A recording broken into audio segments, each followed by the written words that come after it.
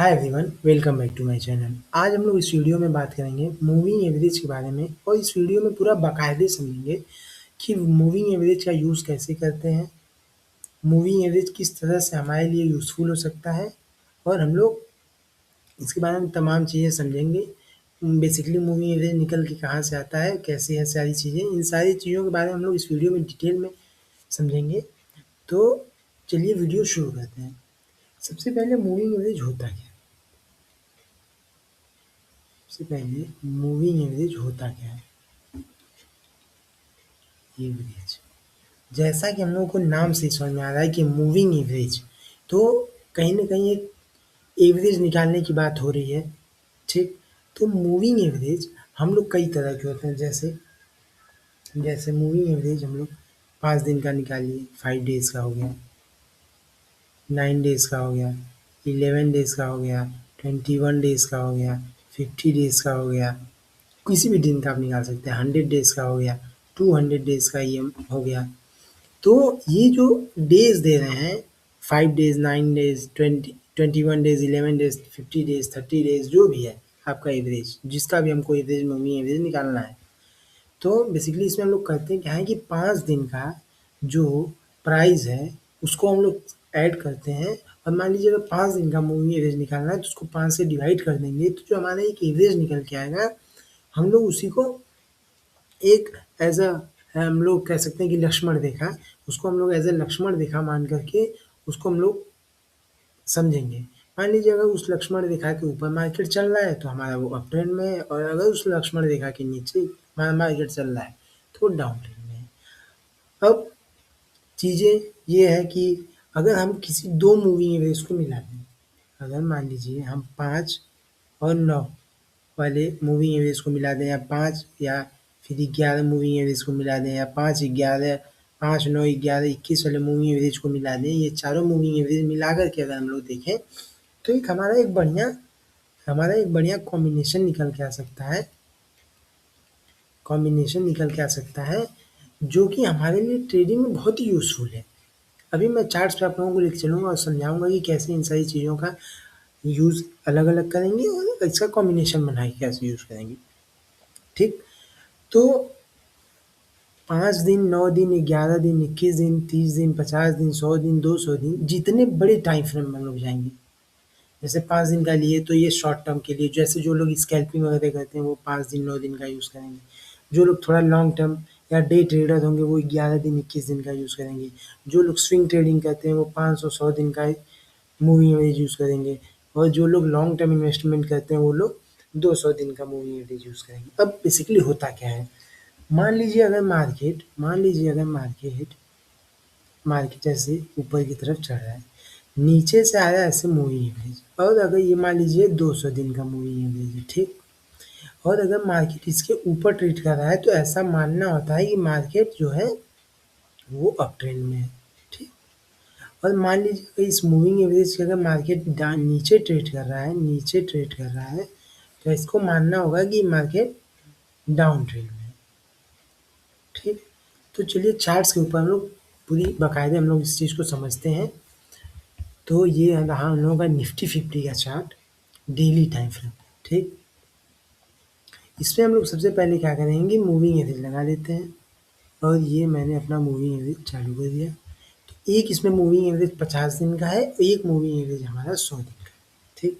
अब जैसे इसमें सेटिंग में जा करके यहाँ से सेटिंग में गए और यहाँ पे अपना लेंथ आप बदल करके 50 का 21 भी कर सकते हैं, देखिए वहाँ बदल गया।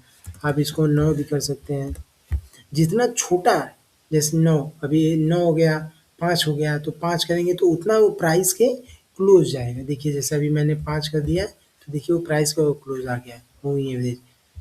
9 दिन लगा दिया तो थोड़ा प्राइस से दूर हो जाएगा, 11 दिन कर दिया तो थोड़ा और दूर हो जाएगा, 21 दिन हमने कर दिया तो ये थोड़ा और दूर हो जाएगा, 50 दिन कर देंगे तो ये थोड़ा और देखिए दूर हो गया प्राइस से, ठीक?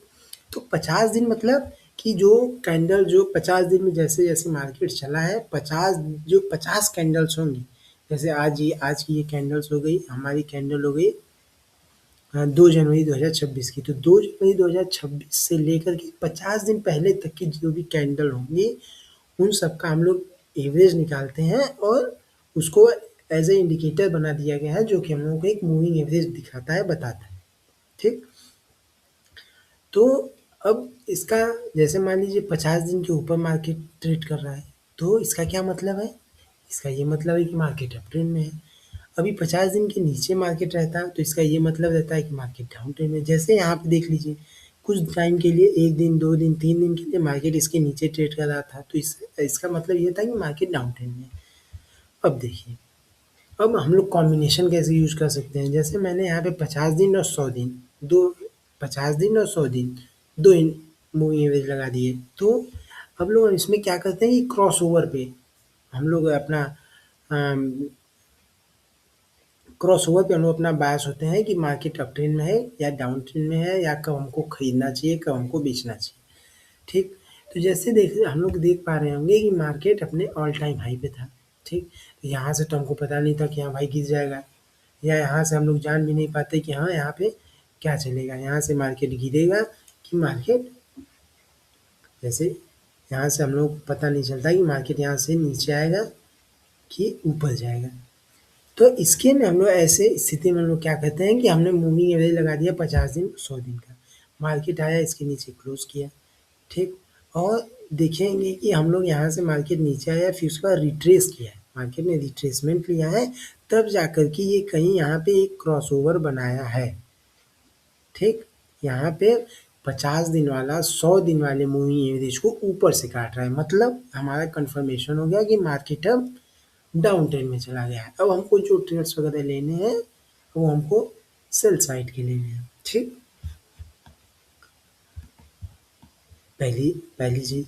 दूसरी चीज़, जब मार्केट जैसे एक 50 दिन का हो गया, एक 100 दिन का मूविंग एवरेज हो गया, 100 दिन वाला बड़ा है, तो हम लोग जैसे बड़े वाले को जब छोटा वाला ऊपर से काटेगा तो हमको सेल साइड की पोजीशन बनानी है, और जब बड़े वाले को छोटा वाला नीचे से काटेगा तो हमको बाइंग साइड की पोजीशन बनानी है। ठीक, जैसे यहाँ पे हम लोग देख पा रहे हैं कि ये 100 दिन वाला जो मूविंग एवरेज है, इसको 50 दिन वाला ऊपर से ऐसे क्रॉस देख कर रहा है, ऊपर से ऐसे क्रॉस कर रहा है। तो अब हमको यहाँ समझ जाना है कि अब मार्केट नीचे जाएगा, मार्केट का ट्रेंड बदल चुका है, और हमको अब जो भी ट्रेड्स वगैरह लेने हैं वो सेल साइड के लेने हैं।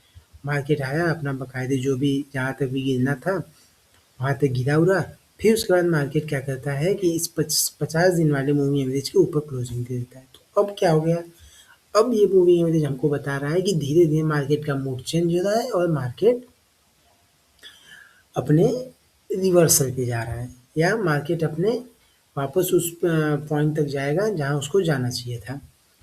तो मार्केट इसके ऊपर क्लोज करता है, फिर उसके बाद मार्केट ऊपर जाता भी है, 100 दिन के भी ऊपर क्लोज करता है, तो हमको हमारे लिए कंफर्म नहीं होता है अभी कि हमको अभी बाइंग साइड जाना है कि सेल साइड जाना है। फिर मार्केट यहाँ से नीचे आता है और मार्केट फिर एक दफ़ा ऊपर जाता है। तो यहाँ पे हम लोग को क्रॉसओवर यहाँ पे मिलता है, यहाँ पे क्रॉसओवर मिलता है, तो इसका मतलब ये है कि अब मार्केट हम लोगों का बुलिश हो गया है। फिर मार्केट यहाँ से जाता है, और जैसे यहाँ पे हम लोगों को कन्फर्मेशन मिल रही, तो ऐसा तो है नहीं कि हम लोगों को बस बाइंग करना है। यहाँ पे कन्फर्मेशन मिल गई कि मार्केट अब बुलिश हो गया। अब हमको खरीदेंगे कब? जब मार्केट वापस से 100 दिन वाले मूविंग एवरेज को टच करेगा, तो वहाँ से हम लोग अपनी बाइंग साइड की पोजीशन बनाएंगे। या गिरते टाइम पे अगर मार्केट इसको 100 डे वाले को अगर 50 डेज़ वाला ऊपर से कट करता है, तो ये कंफर्म हो गया कि यहाँ पे मार्केट सेल साइड में जाने के लिए तैयार है, मार्केट का ट्रेंड बदल चुका है या मार्केट डाउन ट्रेंड हो गया है। तो अब हम यहाँ पे कब हम लोग सेल करेंगे? जब मार्केट 50 या 100 डेज़ वाले ईएमए को टच करेगा, तो वहाँ से हम लोग सेल साइड की अपनी पोजीशन बनाएंगे। तो मूविंग एवरेज एक बहुत ही परफेक्ट इंडिकेटर है हम लोगों के लिए, जहाँ पे हम लोग जिसको हम लोग यूज़ करके अपना ट्रेंड आइडेंटिफाई कर सकते हैं, और इसके बिहाफ पे हम अपना ट्रेड बना भी सकते हैं, और इसके हिसाब से हम लोग अपना ट्रेड स्टॉप लॉस वगैरह टारगेट वगैरह भी रख सकते हैं।